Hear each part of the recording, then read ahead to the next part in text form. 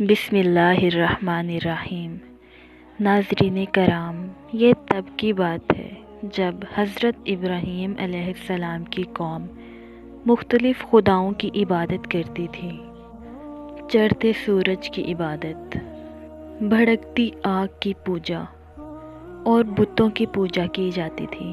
حضرت ابراہیم علیہ السلام نے ان کو سمجھایا کہ ایسا کیوں کر ہو سکتا ہے کہ خدا غروب ہو جائے جبکہ سورج غروب ہو جاتا ہے؟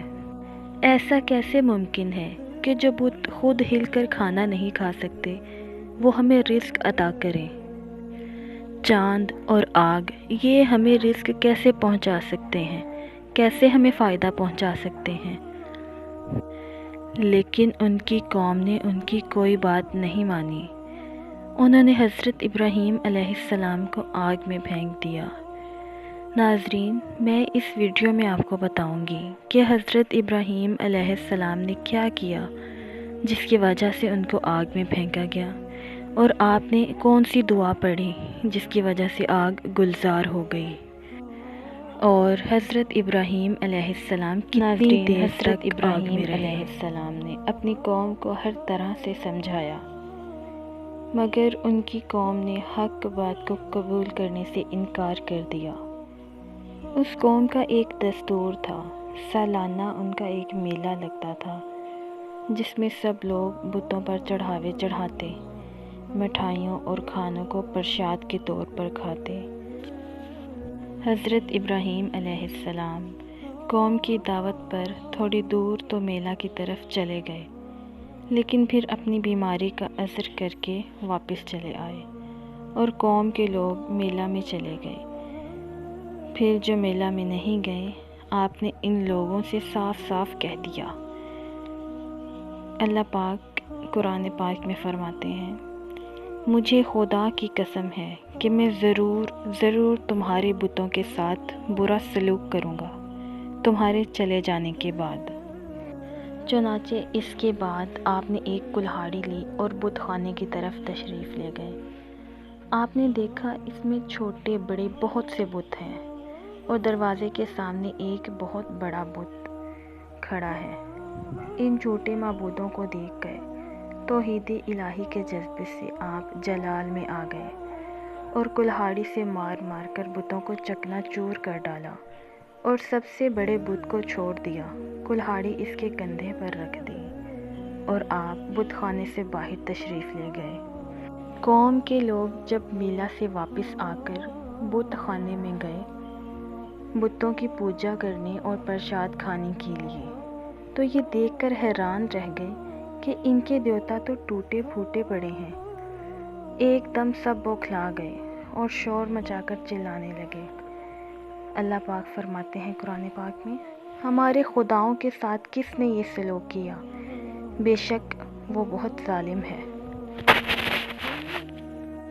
کچھ لوگوں نے ان سے کہا کہ ایک نوجوان جس کا نام ابراہیم ہے، اس کی زبان سے ہم نے ان بتوں کو برا بھلا کہتے سنا۔ وہ لوگ حضرت ابراہیم علیہ السلام کے ارادوں کو تو پہلے سے جانتے ہی تھے۔ حضرت ابراہیم ان کے بتوں کو اچھا نہیں سمجھتے تھے، اس لیے انہوں نے حضرت ابراہیم کو تلاش کرنا شروع کر دیا۔ حضرت ابراہیم ان کو اپنے گھر پر مل گئے۔ انہوں نے پوچھا کہ اے ابراہیم، کیا تم نے ہمارے خداؤں کے ساتھ یہ سلوک کیا ہے؟ حضرت ابراہیم نے فرمایا، تمہارے اس بڑے بت نے کیا ہوگا، کیونکہ کلہاڑی تو اس کے کندھے پر ہے۔ آخر تم لوگ اپنے ان ٹوٹے ہوئے خداؤں سے ہی کیوں نہیں پوچھ لیتے کہ تمہارا یہ حال کس نے بگاڑا ہے؟ تمہارے بت تو خدا ہیں، وہ تمہیں بتا سکتے ہیں کہ ان کا یہ حال کس نے کیا۔ وہ لوگ یہ سن کر شرمندہ تو ہوئے، لیکن ڈھیٹ بنے رہے۔ کہنے لگے، ہم ان سے کیسے پوچھ سکتے ہیں، آپ جانتے ہیں کہ یہ بول نہیں سکتے۔